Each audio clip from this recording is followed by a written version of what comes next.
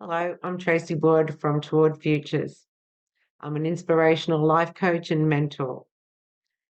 If there's something you need to get some guidance on, if there's anything you need help with in your life, coaching is the way to go. We all need coaching. We all need mentoring. It all helps to be able to have some insight and a few tools along the way to see you through your day. My aim is to be able to provide a service to the many. So I do group work predominantly. I would like to invite you to my website, www.towardfutures.com. You are most welcome to have a browse through there, contact me for a free 30-minute consultation and see if we fit. Most likely I can do face-to-face if you prefer, or we can do Zoom, or we can do a phone consult. It is free. Anyway, what I am here for today is predominantly to give you some helpful tips on being able to combat a few little things in your life that actually impact on you greatly. So when we are in a state of disarray because we are struggling to be able to make decisions in life, it's actually called catastrophizing. Catastrophizing is something that we all do, different levels, of course, but we all do it. It is something that is emotionally draining, physically draining. It can lead to great deals of stress and anxiety, impacting on your health. And it's really important to identify ourselves when we're doing it. So basically, I want to give you a little bit of information on what catastrophizing is. What does it mean? Basically, catastrophizing means you're blowing things out of proportion. You're in your head too much. You're really just overthinking. When you get to that point, it starts to make you feel sick. That's how it makes you feel. It makes you feel sick inside. It makes you feel unease. It impacts on your everyday responses. It impacts on your moods. It impacts on your eating, on your behaviors, on your responses, on your ability to make decisions, on your ability to work within a timeline or have any structure or any flexibility or to see value in yourself or to see beauty in the world. When you're too focused on one thing that is impacting on you at that very moment, that is called catastrophizing. In what way does it affect me? Okay, so everyone's different and everyone has different levels. There are the cool cucumbers that display on the outside, nothing impacts on them, and that is awesome, provided it's the same on the inside. Then there's others that show their emotions, express their heartfelt broken heart or distraughtness or their unease. Then there's the mediocre people who will let a little bit out, but not actually deal with anything. So we have a different way of processing things. And the most important thing is understand you can change that thought process.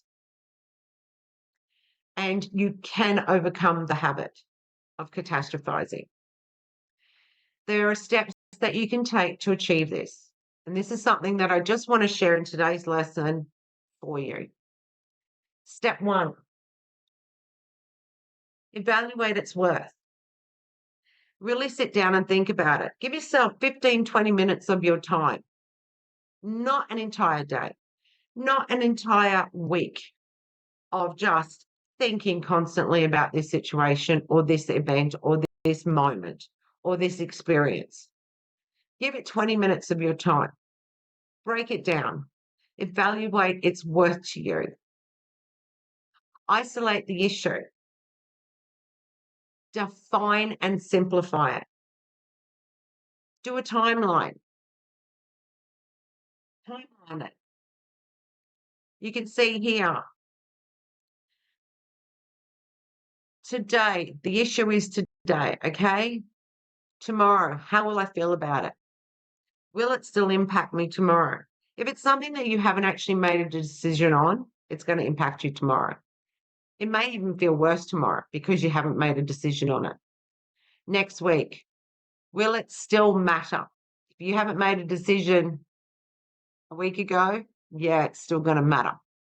If it's something that's important in your life, yeah, you're going to start feeling the urgency and the anxiety is going to become worse.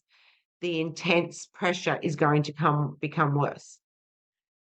Next month, is it still an issue? If you haven't dealt with it, yes, it's going to compound.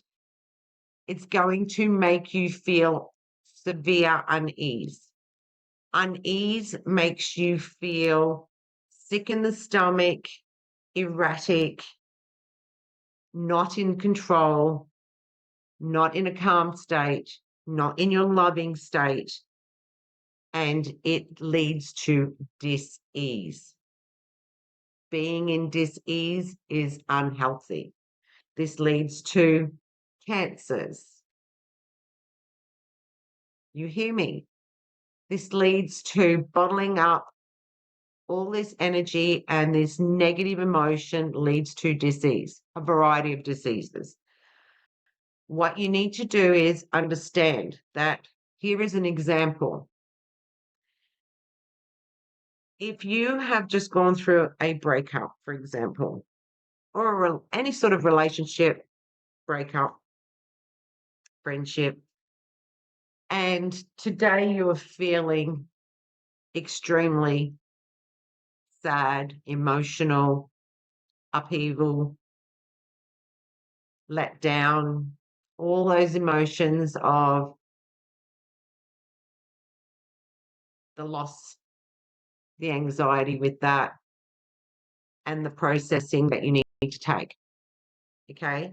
That impacts on your stomach, on that gut feeling, that gut wrenching feeling of anguish, loss, despair, loneliness, and it can lead to long-term issues, depression, anxiety, physical ramifications of that. If we don't deal with it and process it and place it where it needs to be and make our steps throughout our timeline to combat these things, it will make us sick. And it's not who you want to be in that state of mind for a long period of time. It's important to regather, recenter, refocus on who you are, what makes you happy, what makes you feel love, what enables you to give love, and reassess yourself. So basically with the timeline, we look at what today we're experiencing.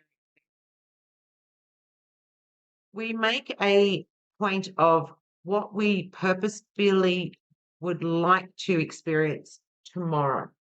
How do I want to feel about this tomorrow? And we make a valid decision to ourselves. Okay, today I'm going to deal with this. Today I'm going to make time for myself. I'm going to really assess whether I need to apologize, whether I need to understand and learn something for myself and process that. Understand that I take accountability for my decision, my actions, my thoughts, my reactions, whatever the case may be. Tomorrow, that's your purpose. With a clear mind, reassess that notion that you put forward the day before. Validate tomorrow how you're feeling about that. Next week, will it still matter? With relationships, they tend to linger on longer. So, yeah, it's likely to still matter. But you're going to start feeling better about it and understand that you're processing what you need to for you. You're validating what you need to for you. You are assessing, reassessing, redefining, understanding, and you are learning about you and your input or your ability to communicate at whatever levels you need to and reassess yourself and improve where you can. Okay. Is it still an issue next month? Highly unlikely. Highly unlikely. It's a time to heal. It's a time to value yourself, place things where they need to be, allot them. This is what happened. This is the actions I took. This is what I have now learned from that. I have apologized or I have accepted an apology. I can now step back from that. I can own it. I can learn from it. I can let it go. That's what life's about in every aspect of our life. Catastrophizing only makes it worse. It amplifies everything within our being. It makes you feel sick. It is very common in teenagers. This is why we have a very high suicidal rate in teenagers. This is something that you can learn for yourself, share with your children and your grandchildren. These simple lessons and tools that we have within us to reassess ourselves and validate how we're feeling, define it and simplify it for our better good and heal from it and learn from it and let it go. Releasing it because it no longer serves you a purpose. If it is of no purpose to you any longer, let it go. Don't harbor it. Don't hold on to it. It's not yours to keep. You don't need it. That's today's simple lesson. I hope you've enjoyed learning about catastrophizing, and I will come to you again next week with a new topic. Thanks from Tracey Ward at ToWard Futures. Bye for now.